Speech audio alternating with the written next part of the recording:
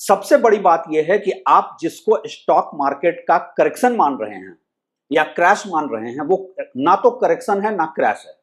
वो stock market का एक साइक्लिक पैटर्न है, एक साइडवेज मूवमेंट है, जहां 1500 पॉइंट ऊपर नीचे होते रहते हैं। ये करेक्शन नहीं है। और ये सवाल मेरे साथ सिर्फ स्टॉक मार्केट को लेकर मुझसे नहीं पूछा जाता है, मुझे हमेशा प्रॉपर्टी मार्केट को लेकर भी यह सवाल पूछा जाता है। मुझसे पूछा जाता है कि जब मैं प्राइस करेक्शन की बात कर रहा हूं, जब मैं कह रहा हूं कि बहुत हद तक एक्सपेक्टेड है कि पैन इंडिया एक प्राइस करेक्शन होगा और खासकर दिल्ली एनसीआर में तो जरूर होगा, तो क्या हमें उस प्राइस करेक्शन का फायदा उठाकर प्रॉपर्टी खरीद लेनी चाहिए? सबसे पहले मैं आपको यह बता दूं कि फाइनेंस की दुनिया में टाइमिंग द मार्केट एक ऐसा कॉन्सेप्ट है जिसपे बड़े बड़े इन्वेस्टर्स, बड़े बड़े एक्सपर्ट भी फेल होते हैं। टाइमिंग द मार्केट क्या है? टाइमिंग द मार्केट यह है कि आप वेट करें, कोई भी असेट क्लास जब नीचे जाता है, अपने रॉक बॉटम पे होता है, तब आप खरीद लें, और जैसे ही वो ऊपर जाता है, प्राइस मूवमेंट में ऊपर की तरफ जाता है, आप बेचकर प्रॉफिट बुक कर लें। सुनने में ये बहुत अच्छा लगता है, लेकिन ये एक ऐसा गैम्बल है जिसमें बड़े बड़े इन्वेस्टर, बड़े बड़े ट्रेडर बर्बाद हुए हैं। सिमिलरली प्रॉपर्टी में जब आपको ब्रोकर, बिल्डर, सारे लोग एक फोमो फैक्टर क्रिएट करते हैं कि प्राइसेस तो 20% बढ़ेंगे ही अगले 3 महीने में, तो आप समझते हैं कि आपको अपॉर्चुनिटी कॉस्ट मिल रहा है, आप मार्केट को टाइम करने का माइंडसेट के साथ जाकर खरीद लेते हैं और फिर आप उसमें फंस जाते हैं। सबसे बड़ी बात यह है, टाइमिंग द मार्केट के खेल से आपको बचना चाहिए। लेकिन क्या इसका यह मतलब है कि अगर आपको मार्केट करेक्ट हो रहा है, क्रैश हो रहा है, प्राइस नीचे जा रहा है, तो क्या उसका फायदा नहीं उठाना चाहिए? बिल्कुल उठाना चाहिए।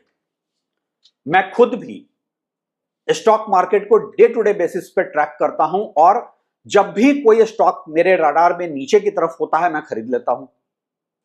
मैं यहां पे कोई स्पेसिफिक स्टॉक का नाम नहीं ले सकता हूं, क्योंकि मेरे लिए लीगली और एथिकली ये सही नहीं होगा, क्योंकि नंबर 1, मैं सेबी रजिस्टर्ड इन्वेस्टमेंट एडवाइजर नहीं हूं।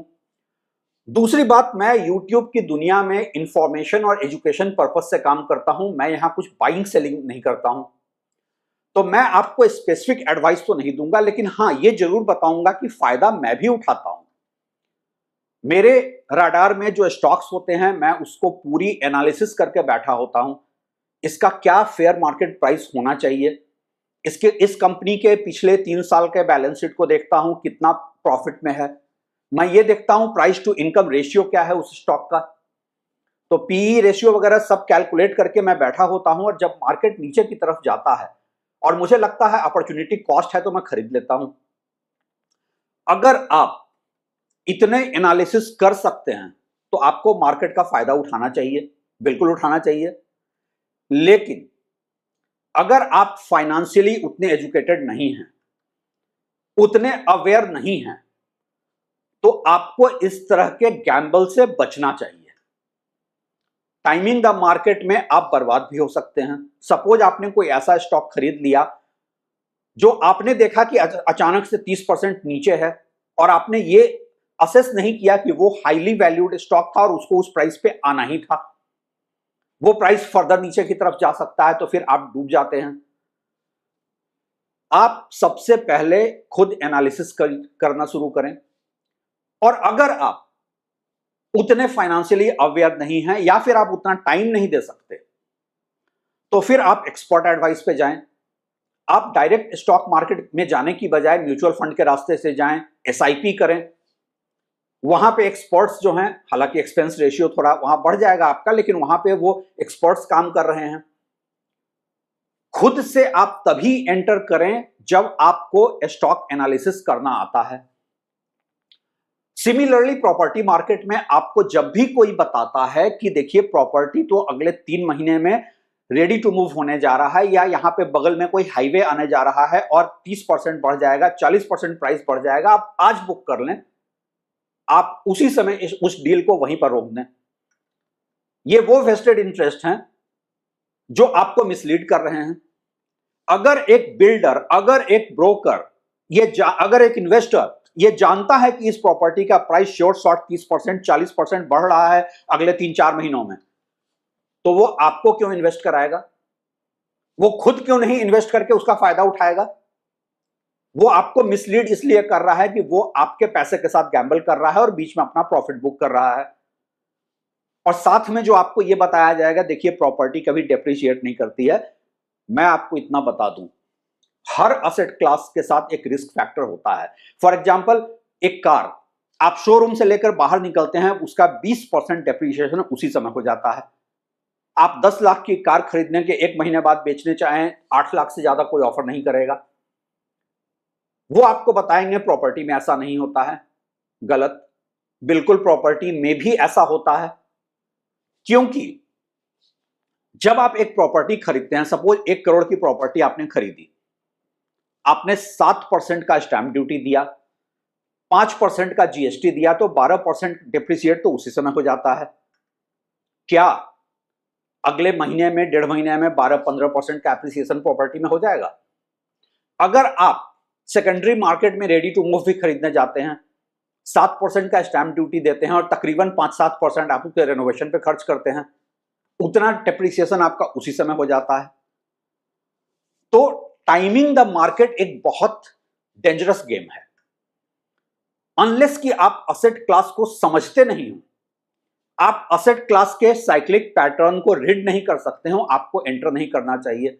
और अगर आप समझते हैं या आपके पास एक एक्सपर्ट एडवाइस भी है, तो भी मैं 2-3 बातें बताना चाहूंगा। पहला यह कि आप अपना रिस्क टॉलरेंस देख लीजिए।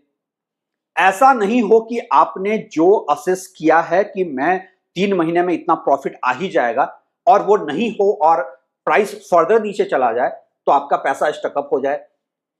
किसी भी असेट क्लास में आप वही पैसा इन्वेस्ट करें जो आप अगले 3 साल, 5 साल, 10 साल तक इन्वेस्टेड छोड़ सकते हैं।